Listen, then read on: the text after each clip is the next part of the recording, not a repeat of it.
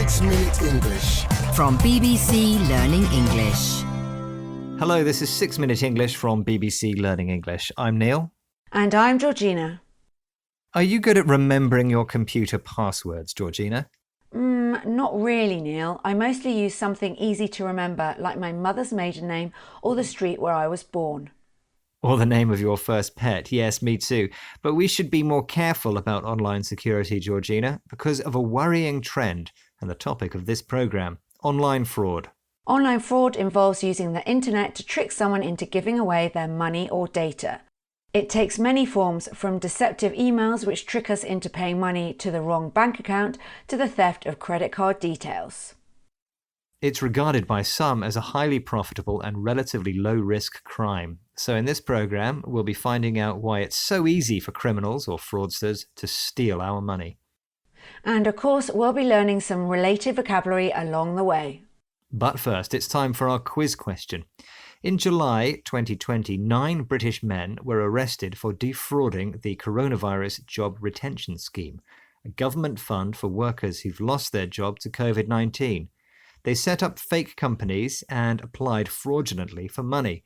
But how much money has been claimed in total through the Coronavirus Job Scheme in the UK? Is it A, £17 billion, B, £27 billion, or C, £37 billion? It must be a lot, so I'll say A, £17 billion. OK, Georgina, we'll find out later.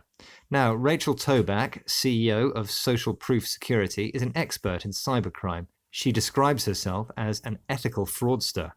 Businesses wanting to combat fraud employ her to hack into their computer systems to find their weak spots. Here, Rachel explains to BBC World Service programme The Inquiry how getting people's information is the key to online fraud. The reason why we're able to do that from an attacker mindset is because we use what's called OSINT, open source intelligence. We look up everything about you. We can figure out who your assistant is, who your accountant is on LinkedIn. We know what emails you use from screenshots that you've put on your Instagram. Rachel looks at fraud from a criminal's mindset, someone's way of thinking and the general attitudes and opinions they have about something. From a fraudster's perspective, the most valuable thing is intelligence, secret information about a government or country, or in this case, a person, such as the information people unwittingly post on social media. Fraudsters use this intelligence to build up a picture of someone's online activity. And as BBC World Service The Inquiry presenter Charmaine Cozier explains, there are many ways of doing this. Fraudsters have thousands of cover stories, but the end goal is always the same: to trick people out of cash or possessions. Rachel says they have options for how to do that. Login details stolen during a data breach from one company, often using software or viruses called malware, are used to infiltrate customer accounts at another. To access people's data, fraudsters use cover stories, false stories told in order to hide the truth. For example, they may pretend to be calling from your bank or credit card company. If people believe these cover stories and share personal data, this can result in a data breach, an occasion when private information can be seen by people who should not be able to see it. Malware, computer software and viruses that are designed to damage the way a computer works, can also be used to gain login details and passwords. Data which is then used to infiltrate other online accounts, secretly enter a place, group or organisation in order to spy on it or influence it. Modern fraudsters are so devious at collecting online information that many victims only realise what's happened after their bank accounts have been emptied. Which I guess was the mindset behind those British fraudsters you mentioned earlier, Neil. Ah yes, the 9 men who tried to defraud the Coronavirus Jobs Retention Scheme. Remember, for my quiz question, I asked you how much the scheme has paid out in total so far in the UK. I said A, £17 billion. Well, in fact, it's even more. The correct answer is B, £27 billion. Luckily, the £495,000 which these fraudsters tried to steal was recovered.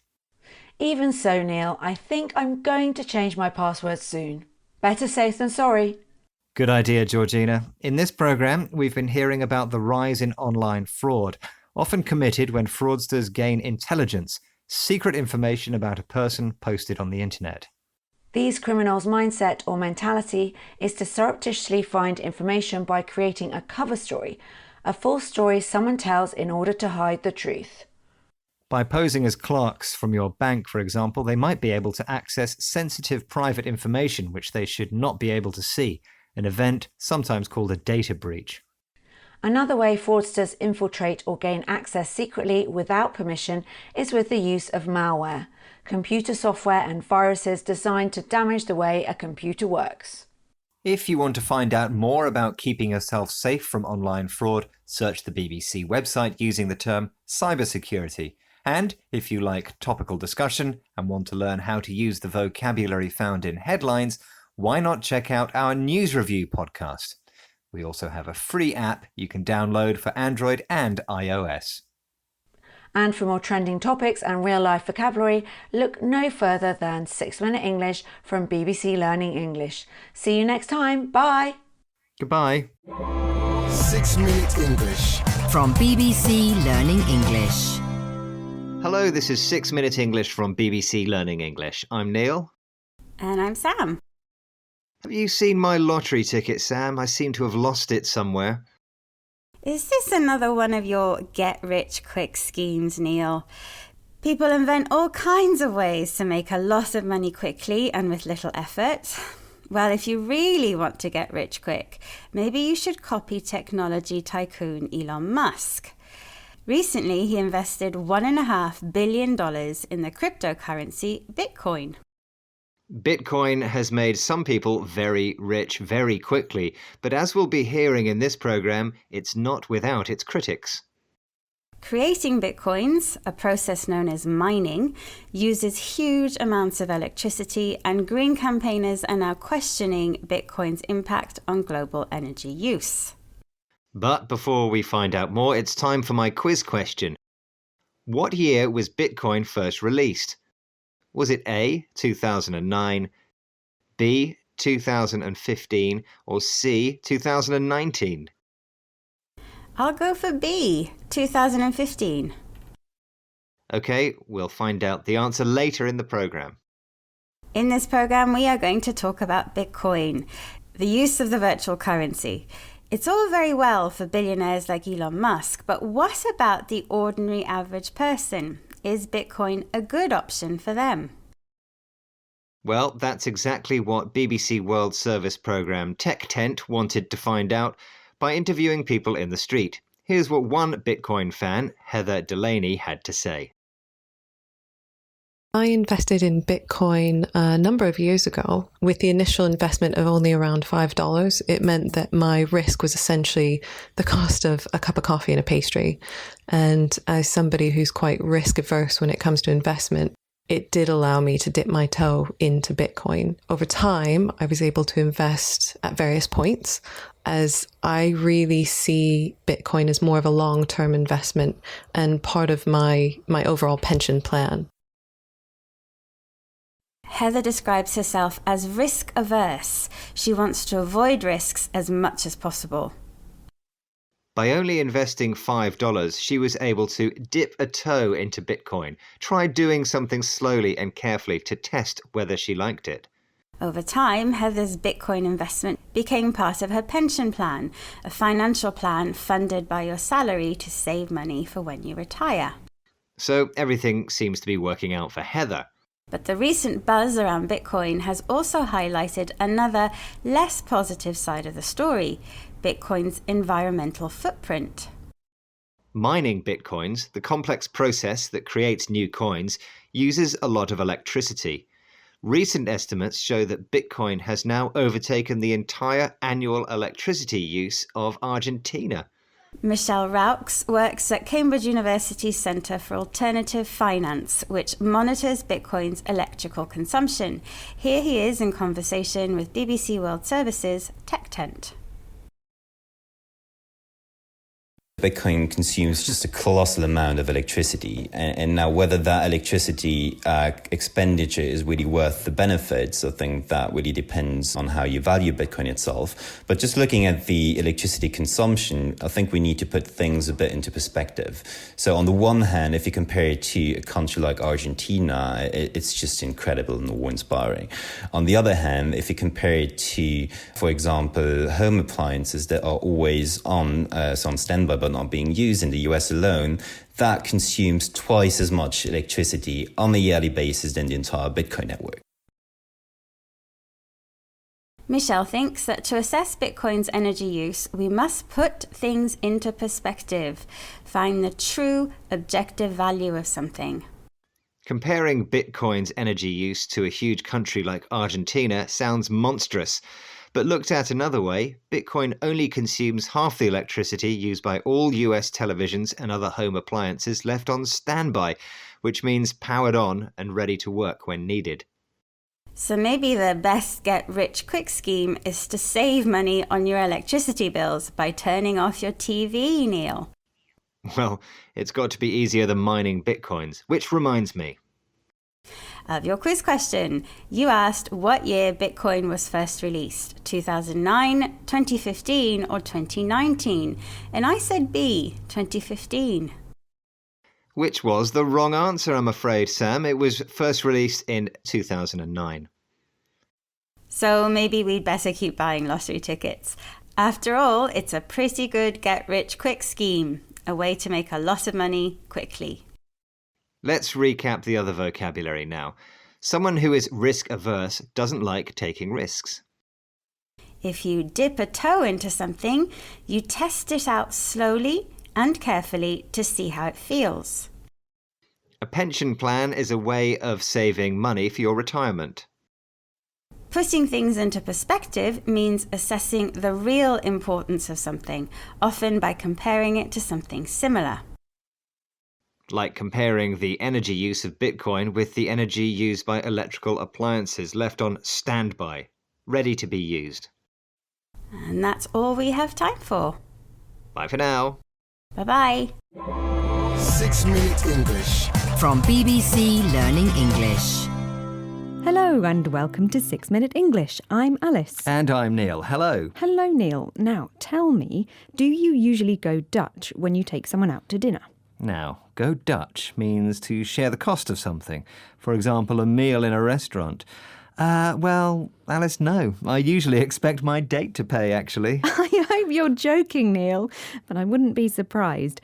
Personally, I think it's a nice gesture to offer to pay for the meal when you're on a date. Yeah, but it can depend on the situation. Some people might be offended if you offered to pay for everything. Well, yes, true. Clearly you're not going to offend those people, Neil, though, are you? And I won't be going to dinner with you anytime soon. Well, I didn't ask, so calm down, Alice. Actually, money matters can cause relationship problems in couples, and that's the subject of the show. Here's today's quiz question based on a UK survey. You ready, Alice? I am indeed. What percentage of married couples don't know exactly what their spouse earns? Is it A, 4%, B, 14%, or C, 44%? Well, gosh, I think B, 14%. Yes, that sounds about right to me. Well, we'll find out if you're right or wrong later on. Now, it seems important that couples are honest about their finances because it can have an impact on their future financial options together. Yes, that's right. If you're buying a house together and then find out later that your spouse, your husband or wife, is thousands of pounds in debt, then the chances are you won't be able to get a mortgage. To be in debt, by the way, means to owe money to someone. Good point. A mortgage is where a bank lends you money to buy a house. Let's listen now to what Arabella Russell, a relationship therapist, has to say about this. The fact of the matter is, it's very difficult. It can be very difficult to talk about money. Often when we talk about money, its emotions are very close to us. There's guilt, there's shame. What have we done in the past? To start those conversations is complicated. Money can be about how we value ourselves, how we feel valued. It's not just a simple case of talking about hard cash. Arabella talks about hard cash. Now, what does that mean? Well, we say hard cash when we talk about physical money, the coins and banknotes, as opposed to other types of payment. And why do we find it so difficult to talk about cash, Alice? Well, because we get emotional about it. Arabella talks about feelings of guilt and shame. And for many of us, money isn't simply money. It can be about how we value ourselves or feel valued. Right, so if I were to buy you a cheap engagement ring, you would feel undervalued. Nice example, Neil. You can't be a cheapskate when it comes to engagement rings. So how much would you spend on our engagement ring, Neil? Well, I didn't know we were getting married, but if I was buying an engagement ring for you, Alice, I think definitely I would spend about, around in the region of... Sorry, Neil, like, I didn't quite catch that. Pounds. Oh, right. Are you calling me a cheapskate? I certainly am, Neil. Cheapskate means someone who doesn't like spending money, by the way. Moving on, let's hear more from Arabella about how people have different attitudes towards money. Accept the fact that in your relationship you might do money differently. There might be a spender, there might be a saver. It's very tempting if your partner does things differently to say they're wrong. They might do it differently because they see money differently. Do it differently, but have a budget. Of course, be honest about each other, but recognise that you might just have a different view of money. Now, that sounds like excellent advice to me. I'm a saver and I'm not ashamed to say it. Why waste money on an expensive engagement ring? Engagements don't always last. You might drop the ring down the kitchen sink or... how it could be romantic, stolen, Neil. Or, you might meet someone else. Indeed. Now, I know I shouldn't say you're wrong, but you're wrong. You'd have to invest in a relationship if you want it to work. Calm down. I see money differently to you. I'm a saver and you're a spender, and that's all there is to it. Now, a budget means the money you have available for something and a plan for how to use it. Well, we'll have to agree to differ. And that means accept that we have different opinions on this one. Can we have the answer to today's quiz question then, please? Yes, we can. I asked what percentage of married couples don't know exactly what their spouse earns. Is it A, 4%, B, 14%, or C, 44%? And I said B, 14%. And Yes. you are absolutely and completely wrong. Oh. The correct answer is 44%. Now, that's according to new research conducted by the UK credit report service Noddle, who also found that an astonishing 1.9 million married couples actively tried to keep their finances secret from their partners. Gosh, what a lot of people. Can we have today's words again then, Neil, please? Yes, we can. Here they are. Go Dutch. Spouse. To be in debt. Mortgage.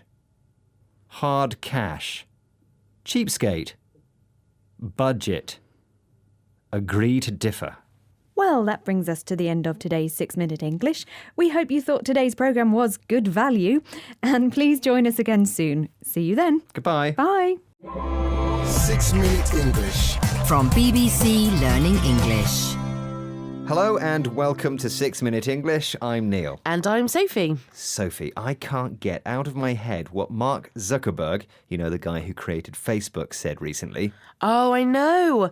He pledged, or made a serious promise, to give away 99% of his shares in Facebook over the course of his lifetime. The shares are currently worth around $45 billion. Why, oh why, did he decide to give his fortune away? It's puzzling me. It's an act of philanthropy, which means helping others, especially by giving large amounts of money to good causes. And philanthropy is the subject of this show. But don't worry about Zuckerberg. It's probably fair to say he will remain extremely well off or wealthy even after giving away his fortune. Well, that's true. Let me ask you then today's quiz question. Who was the most generous philanthropist in the US last year? Was it A, Bill Gates, B, Mark Zuckerberg, or C, Warren Buffett? I'm going to say C, Warren Buffett. Well, we'll find out if you were right or not later on in the show. Now, Zuckerberg was inspired to give away his fortune by the birth of his daughter, Max, in a letter to Max posted on Facebook. In his post, he talks about using the money to advance human potential and promote equality for all children in the next generation. Equality, in other words, with the same rights and opportunities. Zuckerberg is the latest in a long line of billionaire entrepreneurs to turn philanthropist and use his money for good causes. Did you know that some of the earliest American philanthropists were robber barons? Robber barons? Hang on. What are robber barons? They're business people who use unethical or morally wrong business tactics to gain large personal fortunes. 19th century entrepreneurs like Rockefeller, Carnegie, and Ford were robber barons. They built up huge empires in industry, oil, steel, railways, and cars, and were largely responsible for transforming the United States from an agricultural nation into an industrial one. Henry Ford, he's the one who said you can have any colour you want as long as it's black. I like that kind of thing. Focus, Neil. Okay. But as the barons got older, they decided they wanted to give back to society and turned to philanthropy. Andrew Carnegie believed that wealth should be spent to make the world a better place. That sounds too warm and fuzzy for a ruthless or cruel robber baron. People change, Neil. When he died, Carnegie had given away a total of $350 million to the state to spend on public works. That's around $8 billion in today's money. Well, let's listen to Hugh Cunningham, a professor of history at the University of Kent here in the UK. He talks about what the average Joe, that's you and me, folks, thinks about big business and philanthropy today. The very word philanthropy does not necessarily have 100% positive connotations for the public at large, given where we are in terms of the public's attitudes towards big business or the banks and all that kind of stuff. So I think it's in everyone's interest to try and broaden out the concept of philanthropy into a wider notion of giving, making a contribution, making a difference. Yes, banks and big businesses can easily afford to give away millions of dollars for the public good if they choose to. But it's not so easy when you're an individual struggling to pay the rent. That's right, Neil. But a lot of people in the UK are super rich compared to those in the developing world. And we can make a big difference by donating or giving smaller amounts of money to help improve their lives. And that's what Professor Cunningham means when he says we should broaden out the notion, or idea, of philanthropy. It's not only robber barons who can afford to be philanthropic. Let's listen to Toby Ord, a graduate student from Oxford University, talking about how he makes a difference. I worked out that over my life I'd be able to earn about £1.5 million, and that I could maintain my current standard of living as a graduate student and still donate about £1 million of that. So Toby actually gives away any money that he earns above £18,000 a year. He feels that he doesn't need more than this amount to maintain his standard of living. I'm impressed by Toby's pledge, but I don't think I could live like a student my whole life. I thought that would suit you extremely well, Neil. Now, why don't you give us the answer to today's quiz question? I asked, who was the most generous philanthropist in the US last year? Was it A, Bill Gates, B, Mark Zuckerberg, or C, Warren Buffett? I said Warren Buffett. Ah, good guess, Sophie. Well done. Buffett, who made his $73 billion fortune from investments, donated $2.8 billion to charity in 2014, bringing his lifetime total to almost $23 billion, according to Forbes. That's a tidy sum, and that means a large number. OK, let's hear those words again, Sophie. Here they are. Pledged. Philanthropy. Well off. Human potential. Equality. Unethical. Ruthless. Average Joe. Donating. A tidy sum. Well, that's the end of today's 6 Minute English. Please join us again soon. Goodbye. Bye-bye. 6 Minute English. From BBC Learning English. Hello and welcome to 6 Minute English. I'm Alice. And I'm Neil. Alice, have you got £2? I forgot my wallet and I need a coffee. I've only got these pennies. Sorry, I always use my bank card in the cafeteria. You use a card to buy coffee? Yes, it's a tap and go card, so it's quick. You don't enter your PIN number, and everyone in the coffee queue uses them, except you. And today's show is about how we pay for things. Well, I pay for things with money. There are different kinds of money. You're behind the curve digging around in your pockets for change, Neil. Do you still use cheques too? Yes, I do. Cheques are very useful. Now, being behind the curve means not keeping up with current trends. So, help me keep up, Alice. What's a tap and go card? I thought you were talking about your regular bank card. Well, tap and go cards are regular bank cards, but with a built-in chip and antenna. The card reader sends out a radio frequency, and when you bring the card close to the reader, the antenna picks up the signal to make the payment. This antenna business doesn't sound secure. An antenna is used for sending or receiving radio signals. Doesn't it mean your personal data's flying around in the ether for everyone to steal? In this context, ether means the air, where electronic communication happens. And nothing's flying around, Peter Pan. At less than half a second per transaction, there's no time for anyone to steal your cash. Now, why don't you answer today's quiz question? Which man's face appears on a UK £10 note? Is it A. Charles Darwin, B. Isaac Newton, or C.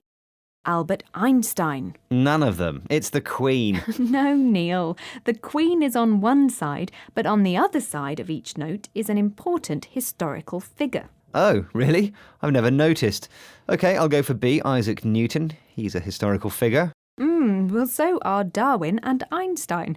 And coins and banknotes will be historical soon, but we'll find out if you're right later on. I'm still concerned about tap and go. What if someone steals my card?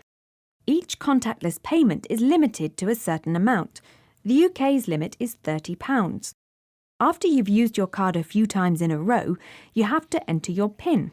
And if a thief does go on a spending spree with your card, your bank covers you against fraud. Whereas if someone steals your banknotes, that's your bad luck. OK, good points. Fraud means getting money by cheating people. And a spending spree is a short period of time where you do a lot of shopping. Are you a big spender, Alice? Not with my tap and go, Neil. How about you and your chequebook? No comment.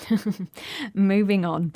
If getting your bank card out seems like too much trouble, there's now a solution with wearable tech. That's clothing and accessories that include computer and electronic technologies. Let's hear what Kenneth Kukia, a technology expert, has to say. You can simply take any wireless card and the chip from it that your bank might issue you, and you can put it into the coat. And then when you want to make a payment, just simply wave your arm in front of the terminal and leave with your latte. This is intended for people who are incredibly lazy, who don't want to take their card out of their wallet or use their phone or use their watch. People are going to be making more purchases more of the time, particularly for small value goods. What Kenneth Kukia said is very interesting. That sounds tempting, but I'm still concerned about how safe this all is. What if I wave my arm around and make a payment by mistake? The chip has to get very close to the card reader to make a payment, so that's not likely to happen. Now, companies are creating new biometric technology, which you might like, Neil, because it combines payment and security technology. Let's hear more from the BBC reporter Kate Russell. For those times when not even carrying a phone is convenient, at the beach or a festival for example, the FingoPay system reads the unique maps of veins under the surface of your finger. The trick is remembering which finger you registered with. This high-tech stuff reporter Kate Russell is talking about is amazing. Someday soon we won't have to carry a wallet or a purse or anything. The veins in our finger will authenticate payments and prove the payments are ours. I can't wait. Sounds a bit too sci-fi for my liking. How about giving us the answer to today's quiz question? All right then. I asked, which man's face appears on a UK £10 note? Is it A. Charles Darwin, B. Isaac Newton, or C. Albert Einstein? And I said B, Isaac Newton. Yes, and you were wrong, Neil. Ugh. It was that other famous person, A. Charles Darwin. Isaac Newton was on the old £1 note, which is no longer used, and Einstein was German, not British, so he wouldn't appear on a UK banknote anyway. Ah, well, they look similar, I think. Can you tell us today's words once again, Alice? Yes, of course I can. They are behind the curve, tap and go, antenna, ether, fraud, spending spree, wearable tech, authenticate. Well, that's the end of this edition of 6 Minute English. Get ahead of the curve and join us again soon. Meanwhile, visit our website, bbclearningenglish.com, where you'll find guides to grammar, exercises, videos and articles to read and improve your English. Goodbye. Bye. 6 Minute English. From BBC Learning English.